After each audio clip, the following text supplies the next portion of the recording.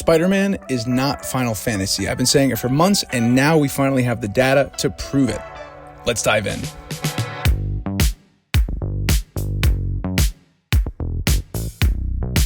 Hey, I'm the Nerdy Attorney. Thanks for checking out this video. I appreciate it. We're going to dive into a theory that I've been talking about for some time now, and it's been finally made manifest. But before we begin, make sure you like, subscribe, comment, do all the things you can to let the algorithm know you like this channel and you want to see more content like this as we dive into everything Spider-Man and my predictions for the future of this historic Magic the Gathering set. Spider-Man collector boosters and Spider-Man the set is not Final Fantasy. There are many people who joined Magic recently based off of the hype and the excitement and price movement from Final Fantasy, are, I think, grossly disappointed with the outcome of this release season. When Final Fantasy came out, of course, there was some retractions along the way here after its release, but generally, there was excellent reception to the set itself.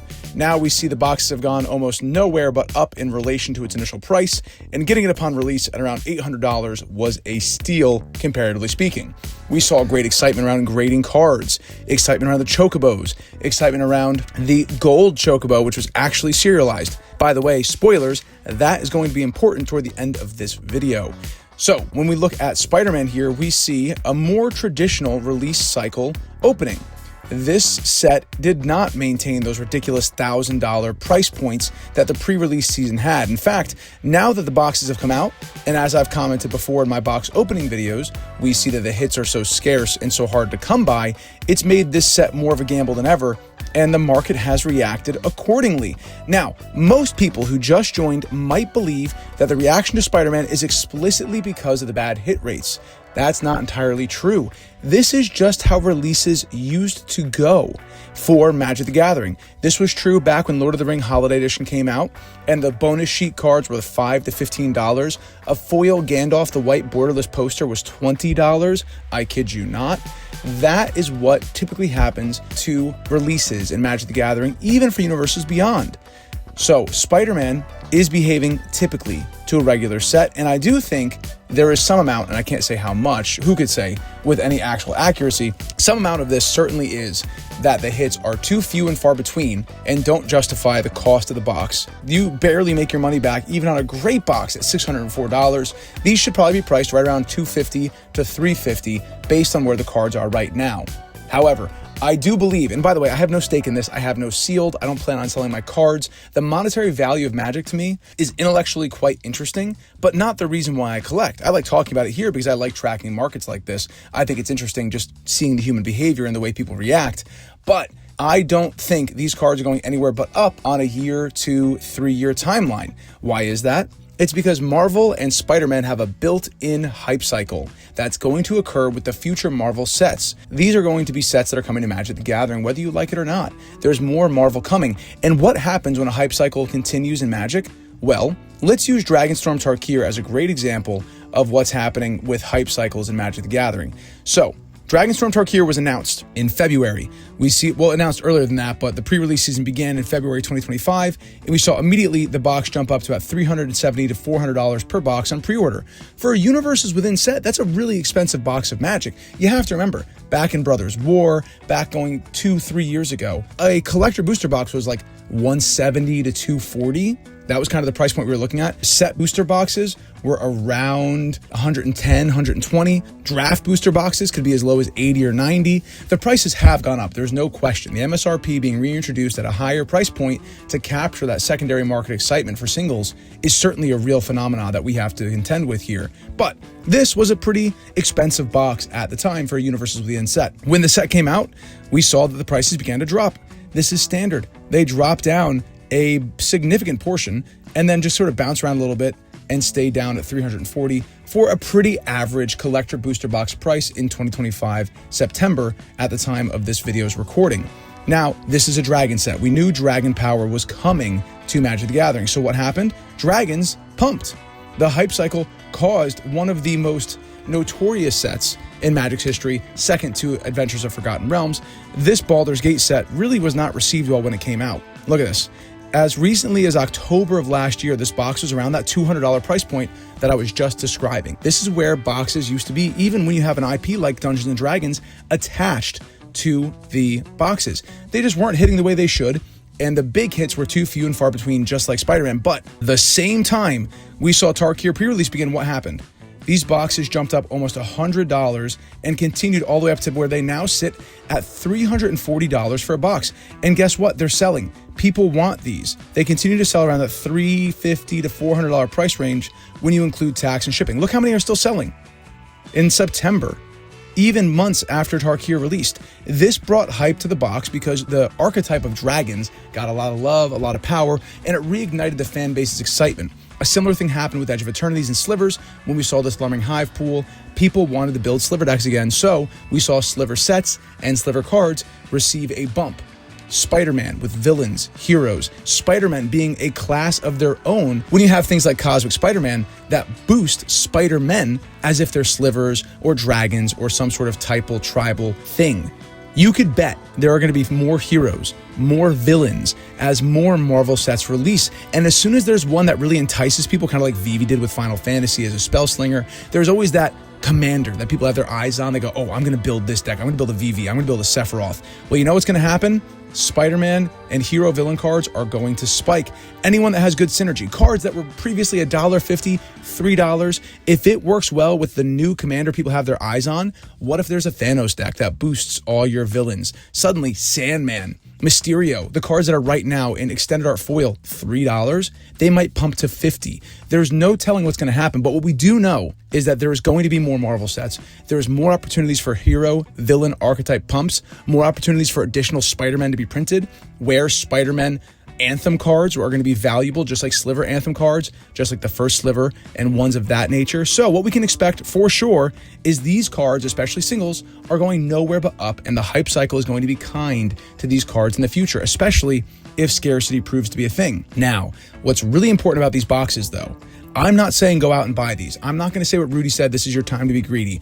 I'm not going to say this is when you have to strike. And by the way, I'm a lawyer, I'm not your lawyer, and this is not financial advice or legal advice. I'm just tracking what I'm seeing and I'm talking about it.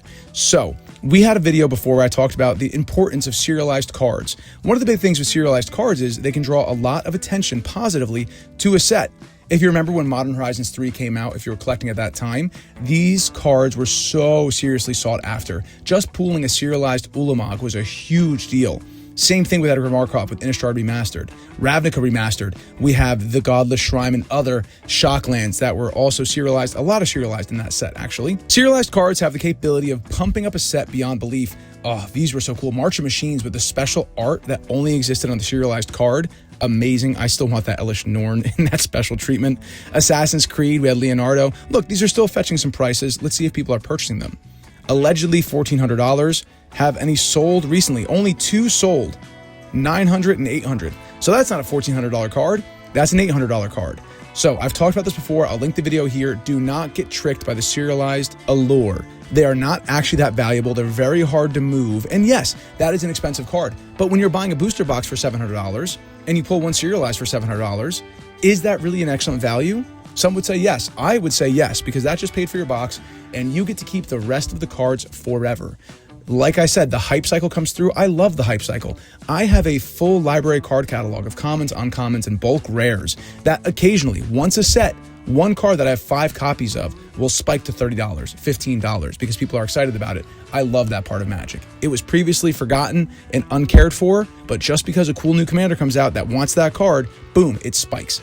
That's what I'm talking about with Spider-Man, and there are more opportunities in Spider-Man than most. Dragonstorm Tarkir, it's dragons. If there's no new dragon hype, you're not getting a pump cycle. Spider-Man, I can think of 4 off the top of my head that are going to cause a hype cycle. Anything that synergizes with the Soul Stone. Any Infinity Stone synergy is going to cause it to spike.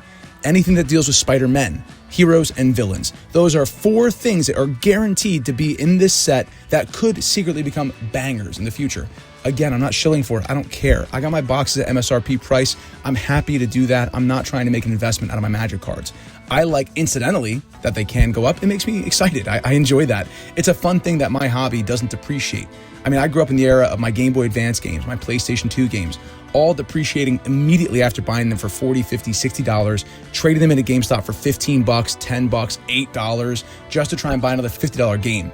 Now, I'm really enjoying having cards and things that appreciate with time. And sometimes a card that I didn't care about, that I just kept in storage, pops off, and now I can buy a card I really want.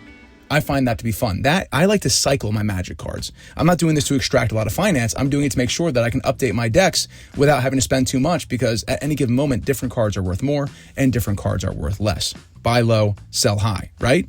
Sometimes we get that right. Now, this is what I want to talk about with serialized cards. This is the most important part. If you will notice, this Soulstone is incredibly rare.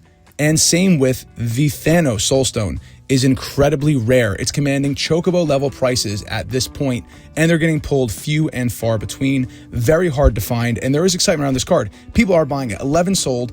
See, unlike the serialized cards we're looking at, people are paying for these cards. Like I said last time, I wish I picked this up at 500. How nice would that have been? But looking at these prices here, people are actually excited about the Soulstone. People are buying this expensive card just like the Chocobos. It is different than the serialized cards that just sit. They have a flashy price tag that are probably in actuality more rare and more scarce. But the hype around the Soulstone and the promise of more stones in the future and synergies where this card can be just completely broken, that causes excitement. This is more rare than a serialized. We have no listings. At this point, we're almost done with pre-release season. No listings. What does that tell me? This is exceptionally hard to pull. I mean, this might as well have been serialized. You'd say, well, it basically is serialized. Why does it matter whether or not it has a little number stamped on it? This is the point of the video. This is why I wanted to make this video. It's a public service announcement for all the new quasi-investors, collectors in Magic who joined in the Final Fantasy hype cycle. These can be reprinted. Without a serialized stamp on it, there's no limited universe of cards in here for the chase cards. They've now made a headliner that appears to be so scarce you won't be able to get it that they could reprint and shove in another set. Imagine now, we are 4 years into the Marvel Magic the Gathering relationship. There have been 5 sets in between. The final set is coming out. Almost all the Infinity Stones are available. What are they going to do? They could theoretically reprint all of these, this version. They could reprint this version, and they can throw it into an Avengers set. Infinity War, Secret War, whatever you want to call it, Avengers, something else, Magic the Gathering, where every Soulstone that's ever been printed in the past 4 years is available in this set. It would go gangbusters. Now, to that end, I'm surprised they've made these cards so hard to pull. If it were me, if I'm putting on my evil Wizards of the Coast, make people spend as much money as possible brain, I'd say make the Soulstone the easiest to get. So then people get it and go, oh, I can't wait to collect these all. I'm going to try and collect every one of these. This wasn't so hard. It's like 1 per box. That's good.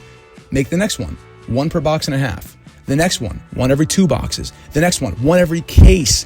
The next one after that. You've got them hooked. You've got us hooked. I've committed. I want to collect all the Infinity Stones because I know there's going to be a baller Infinity Gauntlet Thanos deck at the end of the road. So you commit to trying to collect and you buy 10% more packs than you would have otherwise, 20% more packs than you would have otherwise, 50%. Who knows how many more sales, how much more conversion from interest to sale will occur if you started with it feeling like it was available and possible and slowly making it like this. Basically impossible to pull one of these out of a pack. And that's why we're getting the crazy price point. Basically impossible to pull one out of the pack. So if that is their plan, if this is the easy one to get, man, we're in trouble. These things are going to go nowhere but up. So that means the Spider-Man sealed is going to go nowhere but up. I can't say this enough. I'm not trying to sell you guys boxes. I have no interest in if these go up or down, except curious and intellectual interest. I am trying to make a public service announcement. Pre-release cycles and pre-release season is always extremely volatile. You got to look in a larger timeline. 1 year, 2 year, 5 years, like the holiday edition Lord of the Rings. I kept a lot of my cards that were worth $5 to $10 because I thought they looked cool. My Tom Bombadil foil is now hundreds of dollars. My non-foil Sauron that I kept that was $50 on release is now $300. My Borderless Poster One Ring is now $500. That same thing can very possibly happen with the Spider-Man set and singles, even the bonus sheet, guys. It's very possible the bonus sheet sees that same kind of excitement. Now, conversely, to try and attack that same position, they're not mechanically unique cards.